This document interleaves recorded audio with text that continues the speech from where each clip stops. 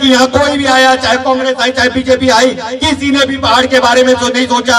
मैं 5 के 5 सांसद का नाम आप लेना चाहता हूँ, जो 5 के 5 सांसद जो पार्लियामेंट में हैं। अगर इनके रिकॉर्ड निकाला जाए तो इनके मुंह से एक बार भी पहाड़ शब्द पार्लियामेंट के अंदर निकला नहीं होगा, एक बार भी पहाड़ के।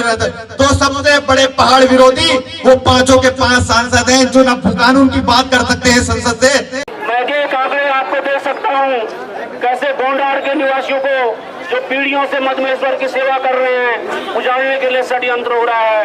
कैसे चोपता को उजाड़ने के लिए षड्यंत्र हो रहा है, मास्टर प्लान लाया जा रहा है और पूरा का पूरा चोपता एक बहुराष्ट्रीय कंपनी को देने का षड्यंत्र हो रहा है। किसकी हिम्मत है जो कुचले जनता के जुनून को, देश को भी सोचना पड़ेगा वो कानून को, देश को भी सोचना पड़ेगा वो कानून को, देश को भी सोचना पड़ेगा वो कानून को, देश को भी सोचना पड़ेगा वो कानून को।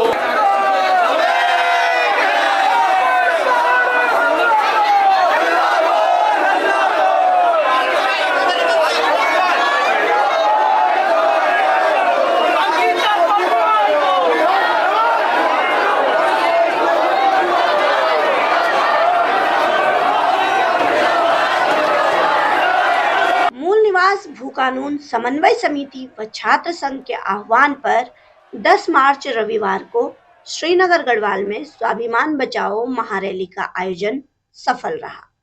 विश्वविद्यालय में छात्र हितों की मांगों के लिए विभिन्न गुटों में बटा दिखाई देने वाला गढ़वाल विश्वविद्यालय छात्र संघ इस मौके पर एकजुट दिखाई दिया।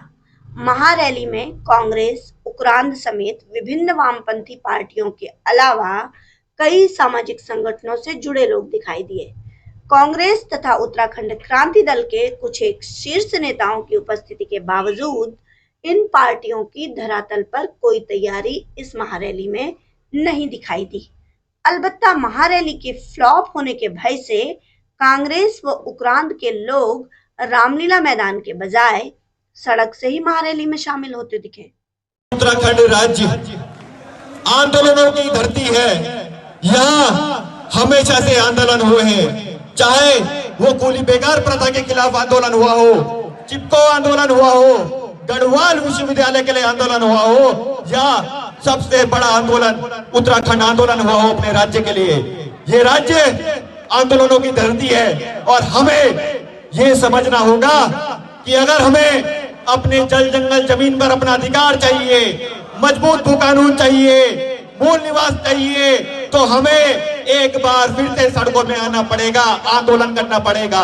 मैं एक बार उत्तराखंड की सरकार को साफ साफ तौर पे कहना चाहता हूं इसी मंच के माध्यम से कि अगर इस मंच में आज अगर एक आदमी भी होता तब भी हम पीछे नहीं हटते, क्योंकि हम सन की लोग हैं। अब हम जब तक प्रदेश में मजबूत भू कानून और मूल निवास नहीं लेंगे तब तक पीछे नहीं हटेंगे। हम एक सौगंध खाते हैं इस मिट्टी की, हम सौगंध खाते हैं इस हिमालय की, हम सौगंध खाते हैं इस पूरे पहाड़ की।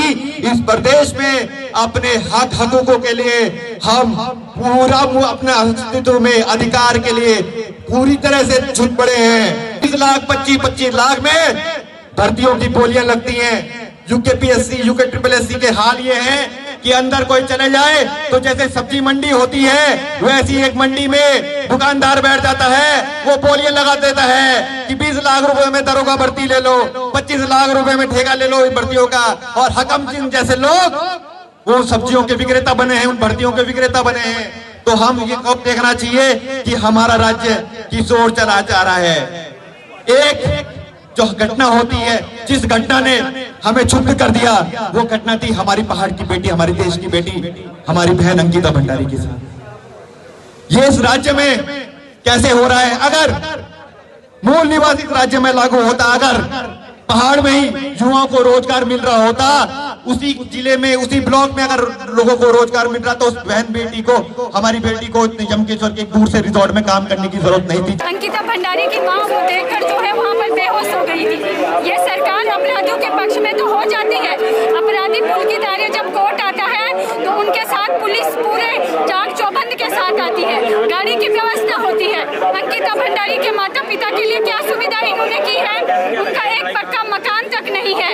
और सरकार जिस तरह से कह रही है कि आशुतोष नेगी के साथ जो लोग आंदोलन कर रहे हैं वो भावनात्मक है, हम डीजीपी से कहना चाहते हैं भावना तो आपकी भी है, बेटियां हैं इस प्रदेश में, सुरक्षा के लिए आपको रखा है, हम भावनाओं से ही तो जुड़े हैं, भावनाओं से ही ये प्रदेश बना है, तो इसीलिए हम सरकार को कहना चाहते हैं आप हमारी भावनाओं को ठेस पहुंचा रहे हैं। ये हमारे अस्तित्व की लड़ाई है, सिर्फ अंकिता की ही नहीं, सब बेटियों की लड़ाई है, उत्तराखंड के अस्तित्व की लड़ाई है।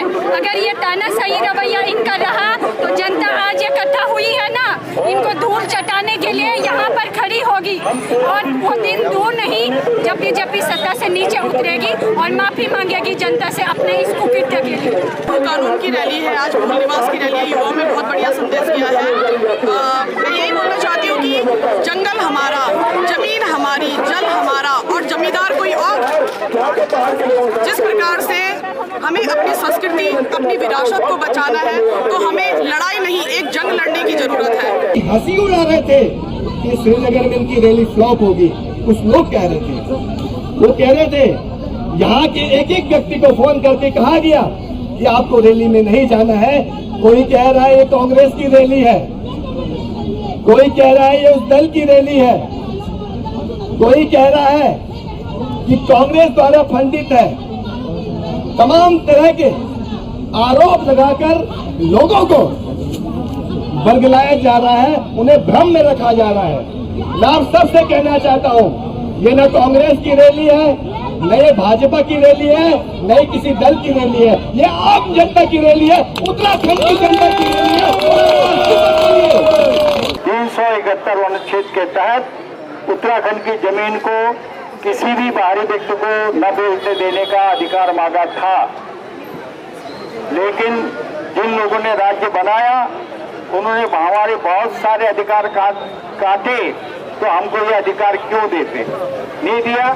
इसलिए भू कानून की लड़ाई आगे आई है और इस भू कानून की लड़ाई को हमको मजबूती से लड़ना है, आगे बढ़ाना है। ये भी उत्तराखंड के अस्तित्व का सवाल है। ये सवाल है कि हमको अपने पांव में खड़े रहने के लिए जमीन नहीं बचेगी। ऐसे ऐसे बड़े बड़े धन्ना सेठों की, पूंजीपतियों की, कॉर्पोरेट की निगाह उत्तराखंड की जमीनों पर है, तो एक ही कॉर्पोरेट घराना पूरे उत्तराखंड को, पूरे पहाड़ को खरीद सकता है। अगर हमने इस पर अंकुश नहीं लगाया तो हमारा अस्तित्व मिट जाएगा, हमको खड़े होने के लिए जगह नहीं मिलेगी। अक्टूबर 18 में जिन दो धाराओं का भी कॉमरेड अभी बात कर रहे थे, 143 एंड 154, जिन दो धाराओं में संशोधन करके आदरणीय भाई त्रिवेंद्र सिंह रावत की सरकार ने उत्तराखंड में जमीनों की खुली लूट की छूट दे दी थी।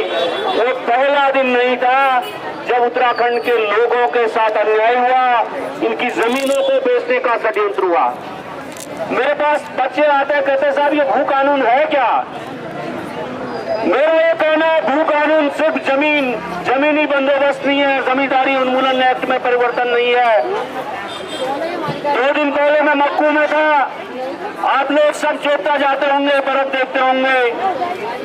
आने वाले दिनों में चोपता से स्थानीय गांव के लोग, मक्कू, हुड्डू, साड़ा के लोगों को उजाड़ने का पूरा प्लान सरकार ने तैयार कर दिया है। मैं एक आंकड़े आपको दे सकता हूं, कैसे गोंडार के निवासियों को जो पीढ़ियों से मधमेश्वर की सेवा कर रहे हैं उजाड़ने के लिए षड्यंत्र हो रहा है, कैसे चोपता को उजाड़ने के लिए षड्यंत्र हो रहा है, मास्टर प्लान लाया जा रहा है और पूरा का पूरा चोपता एक बहुराष्ट्रीय कंपनी को देने का षड्यंत्र हो रहा है। ये स्वस्फूर्त लोगों की भीड़ थी। इस रैली के लिए सिर्फ कुछ लोगों की कॉल पर, बिना किसी वाहनों के, कोई वाहनों का इंतजाम नहीं किया गया इसके लिए, लेकिन लोग सचेत हैं और इन मुद्दों पर लोग आज बड़ी संख्या में श्रीनगर पहुंचे। ये अपने आप में इस बात का प्रमाण है कि लोग ये चाहते हैं कि उत्तराखंड के लिए मूल निवास का कानून और भू कानून बने। मेरे प्यारे साथियों, इसके साथ साथ इस मौके पर अंकिता भंडारी को न्याय दिलाने के लिए भी बड़ी संख्या में लोगों के हमने नारे सुने और ये भी इस बात का प्रमाण है कि लोगों के जहन में ये बात कहीं न कहीं घर बना चुकी है कि अंकिता भंडारी के साथ जो अन्याय हुआ है उसमें सरकार आरोपियों को और दोषियों को बचाने का काम कर रही है।